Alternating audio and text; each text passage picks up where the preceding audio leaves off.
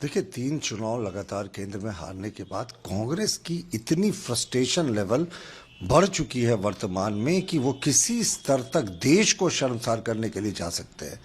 राहुल बाबा चाहते हैं विदेशों में और देश में लोकतंत्र बचाने के लिए विदेशी शक्तियों को हस्तक्षेप करने की बात करते हैं। साहब ये तो राष्ट्र विरोधी बयान था।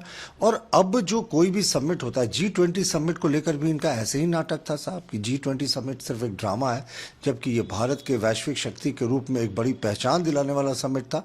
और अब AI समिट में वो कांग्रेसी नंगे नहीं हो रहे थे साहब, वो कांग्रेस की जो वर्तमान में नैतिक अवस्था है जो बिल्कुल नंगी हो चुकी है देश के प्रति, जिसकी कोई सोच नहीं रही है, वो कांग्रेस की वर्तमान नैतिक व्यवस्था जो है वो नंगी होती दिख रही थी। आपको शर्मसार करने वाला ये है पूरे देश में, पूरे देश के पूरे कई राष्ट्रों के राष्ट्राध्यक्ष आए हुए हैं, कई कॉरपोरेशंस के CEOs आए हुए हैं। ग्लोबली भारत को AI का माना जा रहा है कि India has arrived on the AI scene, और उसके बाद इस तरह का बेशर्मी भरा टॉपलेस प्रदर्शन, यानी कांग्रेस ब्रेनलेस तो थी ही पहले से, लेकिन अब ये तो टॉपलेस प्रदर्शन करके उसने दिखा दिया कि नैतिकता नाम की कोई चीज ही नहीं बची है कांग्रेस में।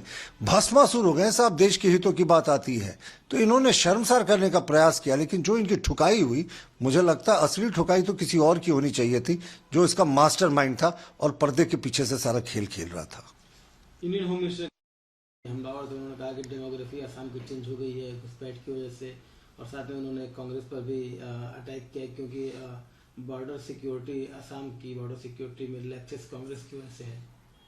देखिए पूरे तरीके से असम में जो कुछ भी इन्फिल्ट्रेशन हुआ है या जो कुछ भी इन्फिल्ट्रेशन का प्रयास हो रहा है, ये कहीं ना कहीं जिनको सीधे तौर पर वोट बैंक के लिए फायदा होता है, यानी कांग्रेस, उनका देन है। अब आप देखें, हम तो पिछले सिर्फ 2 टर्म से सत्ता में है, उससे पहले तो लंबे समय तक कांग्रेस वहां सत्ता में थी, और जिस तरीके से बांग्लादेशी और रोहिंग्या घुसपैठियों को बढ़ाकर, घुसाकर, बसाकर, आइडेंटिटी कार्ड्स देकर, वोटर कार्ड देकर कांग्रेस ने पूरी डेमोग्राफी बदल दी है, खास करके बॉर्डर डिस्ट्रिक्ट्स की। तो ये पूरे तरीके से चुनाव को प्रभावित करता है। तो SIR से इनको इसीलिए छटपटी लग रही थी, क्योंकि SIR के जरिए बड़े पैमाने पर ये जो बोगस वोटर्स थे, ये घुसपैठियों थे, उनको आइडेंटिफाई किया गया था। और ये डेमोग्राफी अगर बदलती रही तो हमारी ये चिंता है कि किसी दिन असम में हिंदू माइनॉरिटी नहीं हो जाए। इसीलिए असम को सेफ रखने के लिए, देश की एकता और अखंडता को बरकरार रखने के लिए फिर से भारतीय जनता पार्टी के नेतृत्व में असम में सरकार बननी आवश्यक है, वरना अगर कांग्रेसियों की बनी तो यकीन मानिए वहां घुसपैठियों की सरकार बन जाएगी। पाकिस्तान के एजेंट, पाकिस्तान से लिंक्ड उनका कनेक्शन बताते रहे हैं। इसी बीच प्रियंका गांधी ने कड़ा हमला किया है असम के मुख्यमंत्री पर, उनका जो लगातार इस तरह से लिंक करना है गौरव गोगोई का, उसको लेकर। देखिए रॉबर्ट वाड्रा की पत्नी प्रियंका वाड्रा पूरे समय लगता है सिर्फ अपने हस्बैंड को डिफेंस करने में वो ज़्यादा समय बिताती थी, आजकल कुछ चुनाव में समय देने लगी हैं। देखिए हमारा मानना है कि गौरव गोगोई एक पार्लियामेंट्रियन थे, और पार्लियामेंट्रियन अगर कोई भी देश के बाहर जाता है तो डिप्लोमेटिक इनक्लेव में या डिप्लोमेटिक सर्कल्स में फॉरेन मिनिस्ट्री को, वहाँ के स्थानीय राजदूत को इसका जानकारी देने की आवश्यकता होती है। लेकिन ये जाते थे एक शहर साहब, और क्या जलवाए जलाल था कि हुक्म जहां पना को जहां इच्छा पाकिस्तान में वो चले जाते थे, और आर्मी इनका बड़ा स्वागत करती थी।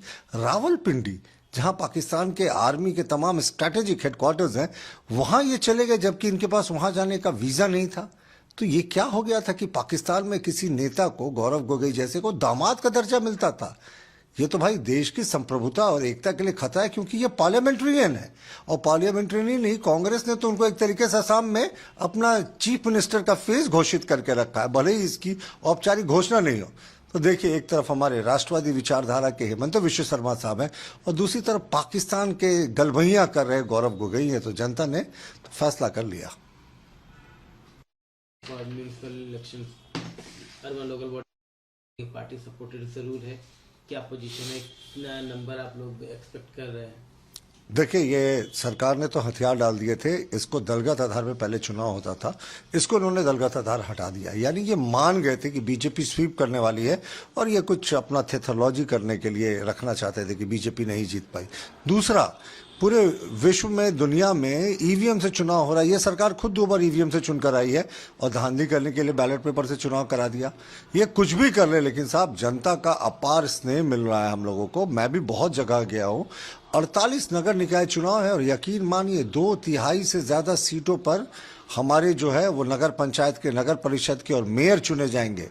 और ये तमाम जो चीज़ें हैं वो 40 से ज़्यादा इनकी संख्या जा सकती है 48 में। इंतज़ार कीजिए साहब, बहुत ही शानदार परिणाम आने वाले हैं। एक तो इस सरकार से लोगों की नाराज़गी है, पूरा लॉ एंड ऑर्डर कोलैप्स कर गया है। पूरे तरीके से ये कह सकते हैं कि जो माइनिंग माफियाज हैं और जो गलत करने वाले लोग हैं और जो संगठित आपराधिक गिरोह हैं, उनका गोल्डन एरा चल रहा है, स्वर्णिम युग चल रहा है।